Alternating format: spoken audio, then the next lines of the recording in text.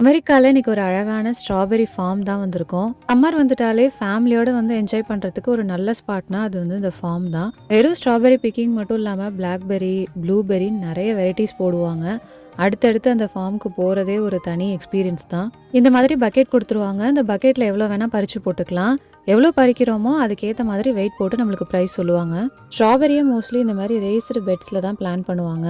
நெறைய அட்வான்டேஜஸ் இருக்குது இதில. தேவையில்லாத கிராஸ், வீட்ஸ்லாம் வளராது. வாட்டர் வந்து நல்லா அப்சார்ப் ஆகும்.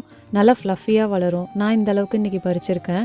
வீட்டுக்கு போனதுமே வேலையா இத வாஷ் பண்றதுக்கு கொஞ்சம் பேக்கிங் சோடா, சால்ட் போட்டு ஒரு 15 மினிட்ஸ் ஊற வச்சுட்டேன். ஸ்ட்ராபெர்ரியில நெறைய பெஸ்டிசைட்ஸ் இருக்கு. கண்டிப்பா நம்ம இப்படி வாஷ் பண்ணியே தான் ஆகணும். அத நல்லா வாஷ் பண்ணிட்டு இந்த மாரி டிஷ்யூல ட்ரை பண்ணிட்டீங்கன்னா, ஒரு 1 வீக் வரைக்குமே நல்லாருக்கும்.